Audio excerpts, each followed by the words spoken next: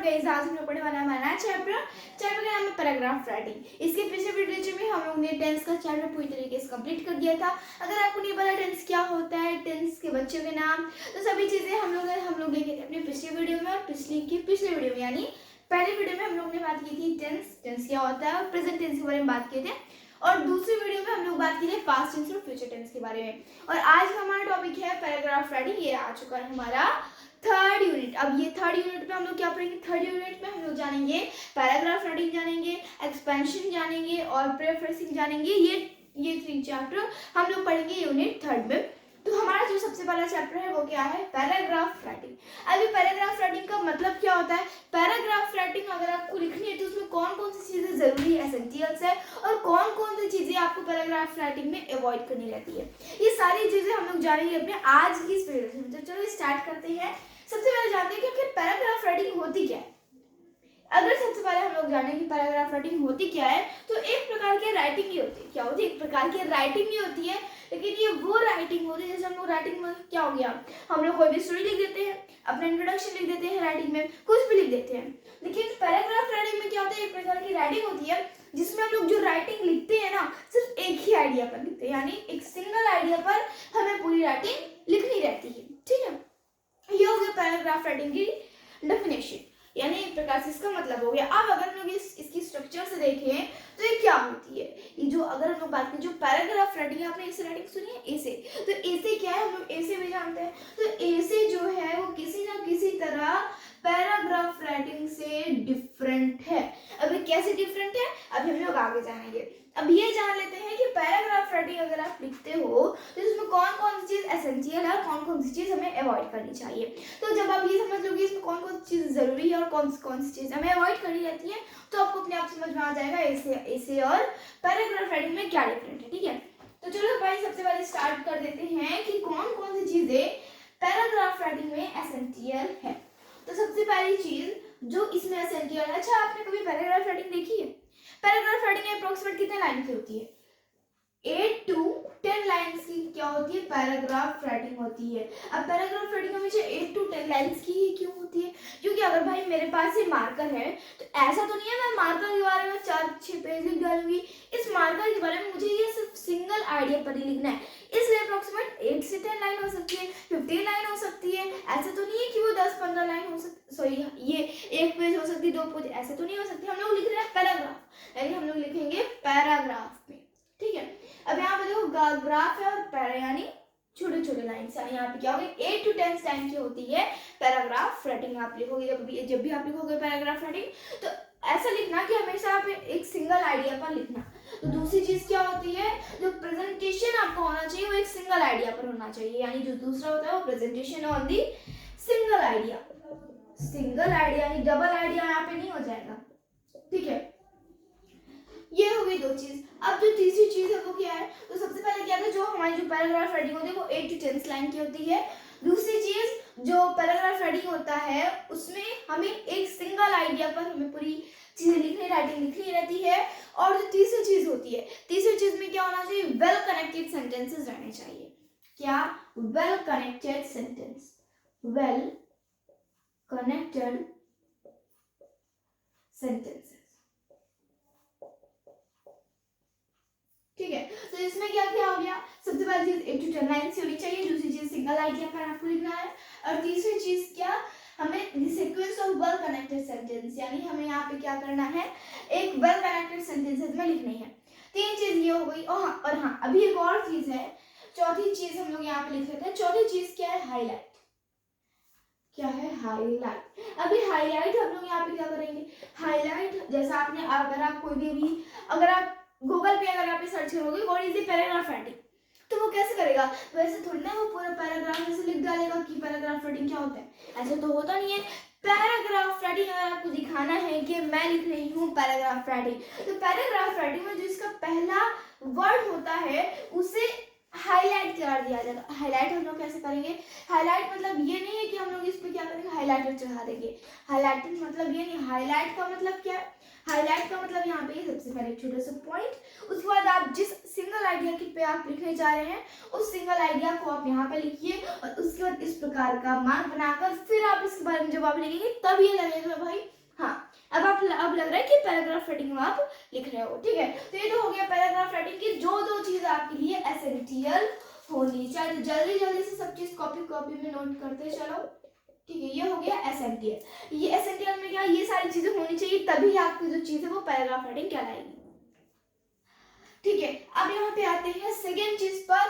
Second चीज क्या है कि कौन कौन सी चीज, ऐसी कौन कौन सी चीज है जो हमें अवॉइड कर देनी चाहिए पैराग्राफ राइटिंग से। तो यहाँ पे अब हम लोग लिखते हैं कौन कौन सी चीजें हमें अवॉइड करनी चाहिए। सबसे पहले जो हमें अवॉइड करनी चाहिए वो होती है वैग्यू। क्या होता है? Wagyu expressions. Wagyu expressions. ठीक है, वैग्यू एक्सप्रेशंस मतलब क्या होता है? वो एक्सप्रेशंस जो कि आपका जो पैराग्राफ राइटिंग है, जो आप राइटिंग लिख रहे हो, इसे रिलेट ना करे, या फिर वैग्यू एक्सप्रेशन यानी कि उस चीज में बहुत ज्यादा बोर लगे। ठीक है, इस प्रकार से ये हो गया वैग्यू एक्सप्रेशन, यानी उससे आपको अवॉइड कर देना है। जो चीज, जो वर्ड्स आप इससे रिलेट ना करे, जो वर्ड्स में बहुत ज्यादा बोरिंग लगे, इस प्रकार के। ठीक है, अब जो आती दूसरी चीज वो क्या होती है? तो हो गई हमारी वैल्यू एक्सप्रेशन। दूसरी होती है वर्बोस स्टाइल। क्या होती है? Verbose style. अब ये कौन सी स्टाइल आ गई? ये कोई प्रकार की स्टाइल है। यहाँ पे वर्बोस का मतलब क्या है? वर्बोस मतलब होता है कि वो स्टाइल जो कि आपको कंफ्यूज करने लगे। आप क्या करो, यहाँ पे आप बगल में क्या करो कि इसको हाईलाइट कर लो। ठीक है, हाईलाइट आपको क्या करना है? वर्बोस स्टाइल यहाँ पे लिखो, उसके बाद इज इक्वल टू लिखो। अब आप इज इक्वल टू आगे क्या लिखोगे? वर्बोस स्टाइल क्या होगा? तो वर्बोस स्टाइल में आपका एक सिंपल सा मतलब है कि use of the high word sound. यानी आपको क्या करना है यहाँ पे वर्बोस स्टाइल, यानी अगर आप पैराग्राफ राइटिंग लिख रहे हो तो आपको बहुत ज्यादा हाई क्वालिटी का साउंड, हाई क्वालिटी के वर्ड्स नहीं लिखने हैं। ठीक है, ये हो गई दूसरी चीज। अब जो तीसरी चीज है जो हमें एक और चीज अवॉइड करनी रहती है वो क्या है यहाँ पे? वो है avoid the mixture of ideas. Mixture of ideas है, यानी अभी मैंने आपको बोला ना कंफ्यूजन वाले वर्ड्स आपको अवॉइड कर देने हैं। कंफ्यूजन वाले वर्ड्स, जैसे आप यहाँ पे एक तरफ आपने लिख दिया कि the cow has 4 legs, और फिर आपने 2 लाइन लिखा, उसके बाद फिर आपने लिख दिया the cow has 2 hands and 2 legs। अब यहाँ पे बच्चे कंफ्यूज हो जाएंगे कि आप एक तरफ बोल रहे हैं कि भाई काऊ के 4 लेग भी होते हैं, एक तरफ बोल रहे हैं उसमें से 2 हाथ भी होते हैं, 6 तो होते नहीं है। इस प्रकार से ऐसे आपको कंफ्यूजन नहीं रखनी है। तीसरी चीज ये हो गई। अब आते हैं चौथी चीज पर। चौथी चीज क्या होती है? चौथी चीज पैराग्राफ राइटिंग में एक और चीज है। जब हम लोग जो पैराग्राफ राइटिंग होती है वो अप्रोक्सीमेट कितने लाइन की होती है? वो होती है 8 से 10 लाइन की। अगर वो 8 से 10 लाइन की होती है तो हम लोग अगर एक ही चीज को बार बार रिपीट करते हो भाई वो एक सिंपल सी राइटिंग बन जाएगी। लेकिन हमें उस चीज को बार बार रिपीट नहीं करनी है। यहाँ पे क्या हो गया? नो रिपीटेशन, रिपीट हमें नहीं करनी। ठीक है, तो क्या क्या हो गया? रिपीट हमको अवॉइड कर देना है। ठीक है, तो ये सारी चीजें हो गई जो हमें करना रहता है अवॉइड। ठीक है, यहाँ पे 4 चीजें हो गई जो हमें एसेंशियल होती हैं, और यहाँ पे 4 चीजें हो गई जो हमें अवॉइड करनी रहती है। फिर से एक बार रिवीजन कर लेते हैं। काऊ के पैराग्राफ राइटिंग, मान लो अभी आपको लिखना है काऊ की पैराग्राफ राइटिंग लिखनी है। सबसे पहली चीज, आप जो काऊ पे लिखोगे पैराग्राफ राइटिंग लिखोगे वो कैसे लिखोगे? काऊ, काऊ जो होती है वो हमें दूध देती है। ठीक है, काऊ के पास, यानी गाय, हम लोग गाय को हम लोग माता भी कहते हैं। ठीक है, गौ माता भी कहते हैं। उसके बाद जो गाय होती है उसके पास 4 पैर होते हैं। गाय के पास 2 कान होते हैं, 2 आंख होते हैं। इस प्रकार से आपको क्या लिखना है? 8 से 10 लाइन आपको लिखनी है काऊ के बारे में। इसके बाद सिंगल आइडिया। यहाँ पे सिंगल आइडिया मेरे कहने का मतलब क्या है? अब जैसे कि एग्जाम्पल के लिए अगर मैं आप बोलूँ कि गाय पर आपको लिखनी है पैराग्राफ राइटिंग, तो आप पहले बोला कि भाई गाय के पैर आपने सबके बारे में बता दिया। इसके बाद अब आप बोल रहे हो कि गाय हमें दूध देती है, उस दूध को हम थोड़ा थोड़ा पी लेते हैं, थोड़ा सा दही जमा लेते हैं, थोड़ा सा घी निकाल लेते हैं। अब ये क्या होगी भाई? हमारा जो टॉपिक था गाय, अब गाय से आप दूध की टॉपिक पर आ गए। अब दूध की टॉपिक पर फिर आप हम लोग क्या बोले कि भाई हमने घी खाया, मजबूत हुए, कुछ लड़े। तो यहाँ पे क्या हम लोग का जो टॉपिक है वो एक सिंगल आइडिया क्या था?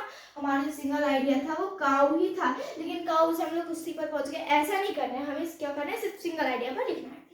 तीसरी चीज वेल कनेक्टेड सेंटेंसेस रहने चाहिए, ये तो मतलब है। और हाईलाइट करने का मतलब मैंने आपको समझा दिया कि किन किन जगह पर आपको हाईलाइट करना है, यानी पैराग्राफ राइटिंग की स्टार्टिंग के वर्ड से जिस आइडिया के बारे में आपको लिखना है उस आइडिया को आपको हाईलाइट करना है, ठीक है। अवॉइड में आपको क्या करना है, वैल्यू एक्सप्रेशन यानी वो वर्ड्स जो कि इस पैराग्राफ राइटिंग से रिलेट बिल्कुल भी ना करें। दूसरी चीज वर्बोस स्टाइल, बहुत ज़्यादा use of high sound words, तो इसको भी नहीं यूज करना है।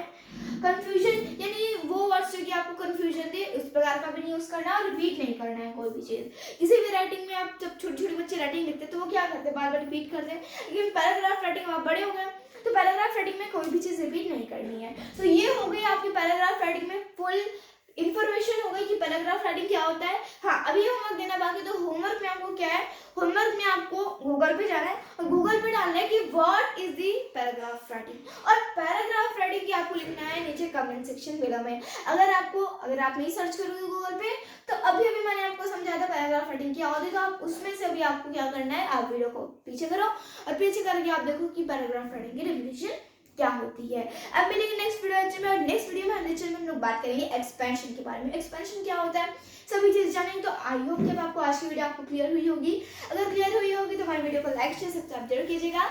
धन्यवाद and bye bye, thanks for watching.